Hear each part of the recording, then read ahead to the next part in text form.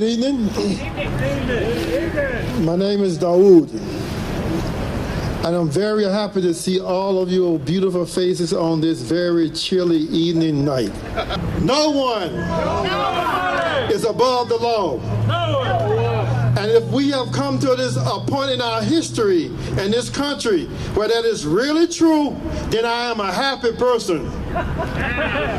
For too long, justice has been just for us, as we say in the African American community.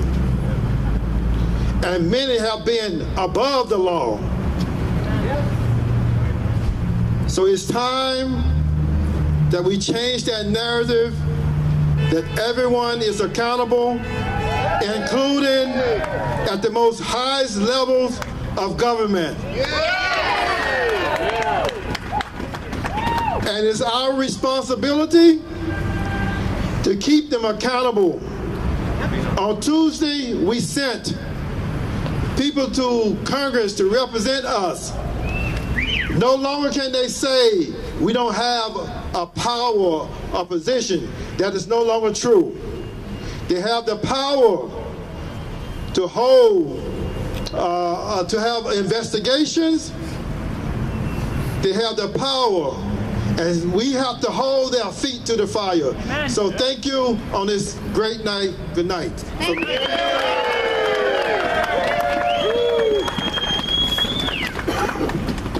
Good evening, Colorado Springs. Good evening, Colorado Springs. How about that election, huh? Did we win? Did we win? We sent 35 Congress people to take over D.C. We sent 35 people to represent us in D.C. where they have not represented us before. We sent 35 more people to stand in accountability to us. And accountability to us, and to hold the highest level of government accountable for their actions and their crimes. When they commit a crime, then we need to what? Lock them up! Lock them up! Lock them up! It is our turn. It is our turn to have our voices heard in this criminal administration. We have to hold our representatives in the Democratic Party that we send accountable to us, because they are our voice.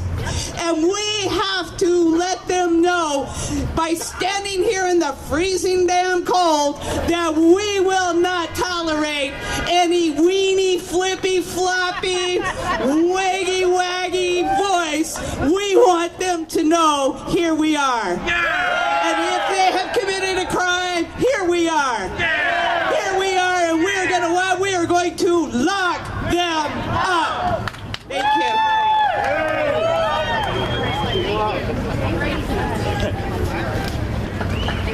My name is Terry Martinez, and I'm a native of Colorado Springs. 55 years, that tells you how old I am. But I wondered why in the world, my wife and I were talking this morning, why would we gather here? Why would we be in the cold? Why would we hold up signs? Why would we do this?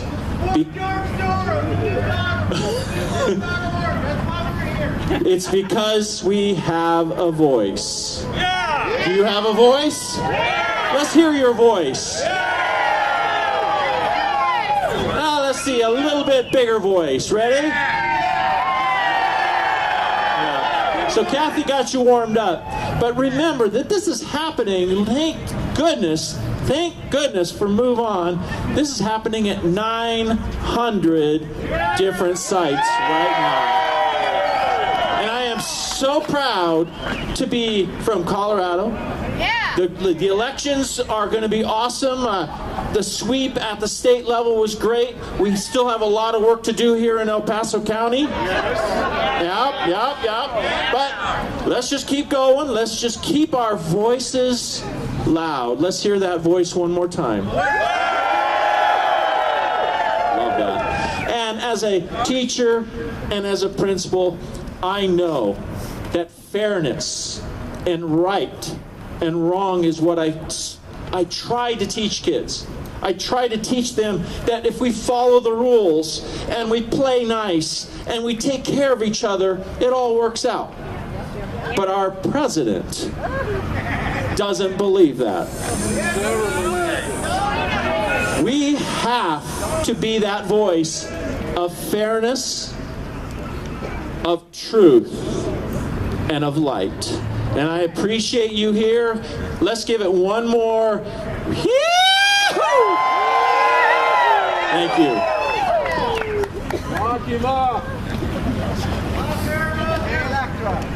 I'm Electra Johnson. I'm the chair of the El Paso County Democratic Party.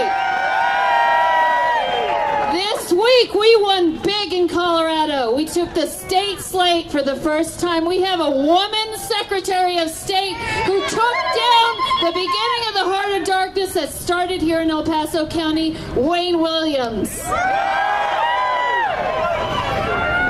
We took the House, we took the Senate. Pete Lee's re-elected to a different seat. We've got Mark Snyder in Pete's old seat. And for the first time, we got Tony Exum elected during a midterm election.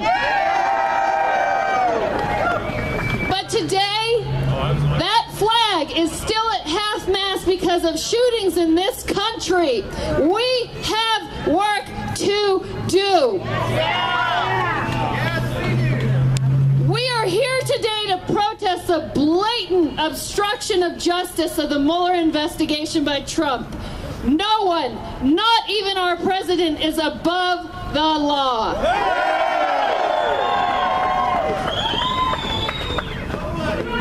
No one.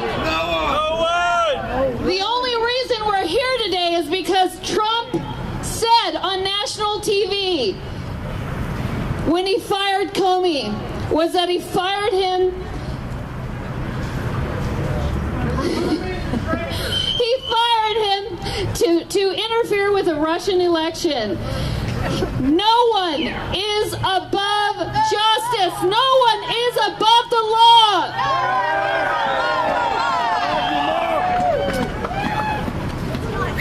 The new Attorney General must recuse himself. We must lean on our legislators.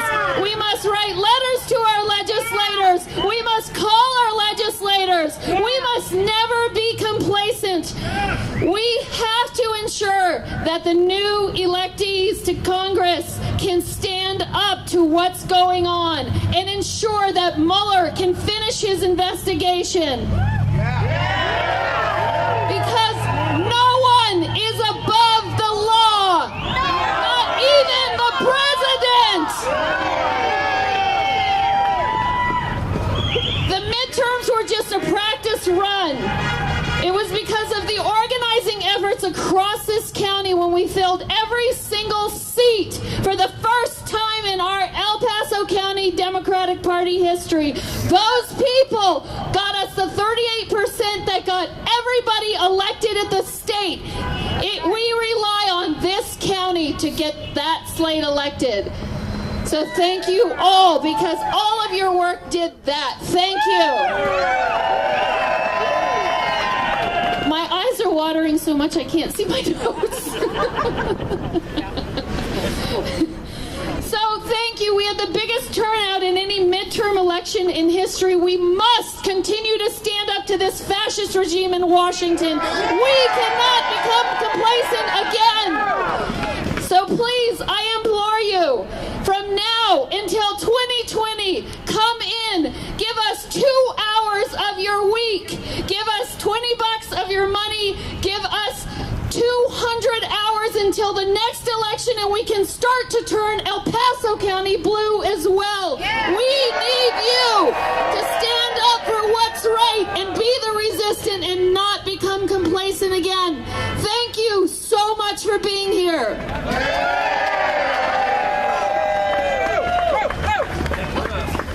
Hands off Mueller! Hands off Mueller! I don't think anyone can wait to see the day when Donald Trump Jr. gets perp walked to jail. When Jared Kushner gets perp walked to jail. When Ivanka Trump gets perp walked to jail. And our president, Donald Trump, gets perp walked to jail. Thank you.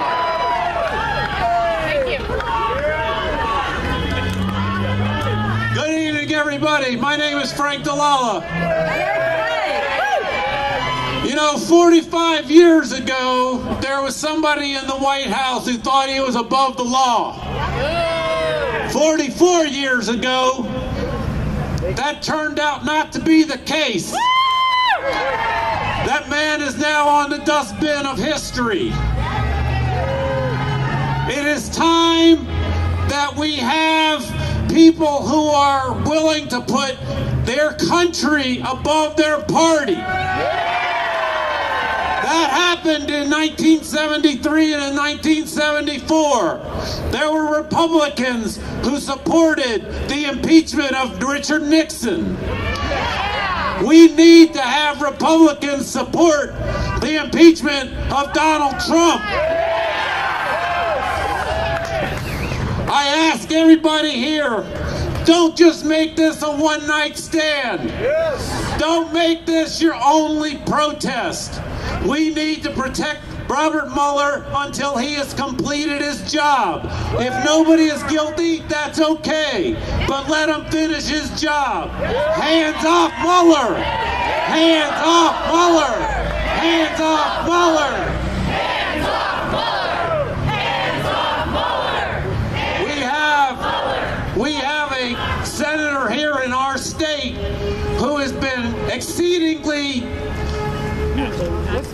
absent. That's in any way of holding this administration accountable. I ask everybody here, go home and call Cory Gardner tonight, tomorrow, every day the rest of this week. Let him know that you support Robert Mueller and you demand that he support Robert Mueller. Do the same with the guy who's missing in action as our representative here in Colorado Springs.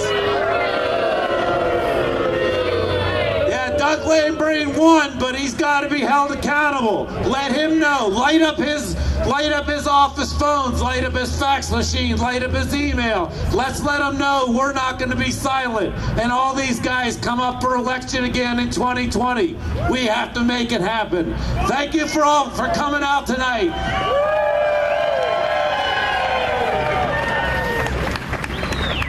On that we have to touch on when we take a look at Jeff Sessions. He's a misogynist, he's a xenophobe, he's a racist. And as we take a look at and get all excited about locking folks up and sort of grabbing on to the cliches that were used previously, I would encourage each and every one of you to understand what undergirds what is happening because of and what has allowed this to happen. We have a problem of race in this country, and our inability to hold brown and black people as sacred as white people have allowed all of this to happen. So as you go forward and you get excited about the next election, or you get excited about calling Congress people, or you get excited about just being all fired up about the excitement about the election, I want you to remember that each and every day you are going to come across someone who holds up this racist culture. Every day you're going to be challenged to step up and say, stop doing that. And that is going to carry just as much power as the next election. That is going to carry just as much power as having somebody with wings on in Congress for us. My name is Dennis Apuan, and I am a former Colorado State representative, predecessor of Tony Exum. This week, Many of us cast our vote to become the latest in a long line of dissenters. We have all bore witness to this blue wave in our own state of Colorado. When Harriet Tubman set 500 slaves free, she did not have Twitter. All she had was the North Star in the sky, marks on the north side of the trees, a made-up mind, her faith and conscience. All she had was her dissent. When Justice John Marshall Harlan provided the sole vote against separate but equal on the Supreme Court, he knew he did not have a chance. But he knew that he had to register his dissent so that Thurgood Marshall and Charles Hamilton Houston could later build on that legacy. We are the children of Harriet Tubman and John Harlan, and we will not be turned back from our powerful mission for justice. That is why we are out here for the long haul, empowering members of our communities to organize their dissent long past the election. In such a time as this, we will keep on mobilizing. We will keep telling evil no more. Your dissent means something. It shows the people of Colorado Springs that we are people who believe in justice, who believe in righteousness and moral indignation. It shows people that in times like this, we need to build power and organize, and organize. We must make our voices heard and bring a moral revolution in our land. It has been painful on all of us here who have, through decades of painful, tearful, and courageous work, participated in movements that brought real justice in the world. The civil rights of so many have been threatened and dismantled in the last 2 years, and we have wept at every one of them. The resistance has inspired us, and the losses and the pain and the grief did not dissuade us. We show up every day at every opportunity and continue to do what justice requires. It often feels like it doesn't matter. I do believe, however, that what America experienced last Tuesday night was a repudiation of a brand of political power that is inconsistent with our nation's highest aspirations. We are collectively experiencing a nation reacting to a seism, the way we look at the world, the way we treat each other, and the loss of mutual respect for the other. Over the last 2 years, we who practice moral values that are inherent in our understandings of faith and conscience have engaged in the continual work of fairness and justice. We can do no other. We have leveraged the full capacity of our collective agency to participate in many of our nation's most impactful movements. Black Lives Matter, the women's marches, Me Too, March for Our Lives. We have been present at every meaningful moment, from Charlottesville to the Pulse nightclub, to Standing Rock, to Tree of Life, and all points in between. Many of us have cried tears, experienced real trauma, and had nightmares as we watched the unraveling of decades of work to advance the causes of love and justice. We held our breath until Tuesday night, hoping that there would be another turning, this time toward justice. May the new momentum of hope and continued resistance indeed be the result of our ongoing resistance. Know that when the daily toil of our hard work feels like drudgery and leads us to believe that we are not moving the needle, history shifts again and reminds us that every little toil we can muster conspires to move mountains of hatred and racism, homophobia and xenophobia, and misogyny. We are all making a difference, and I give thanks to all of you.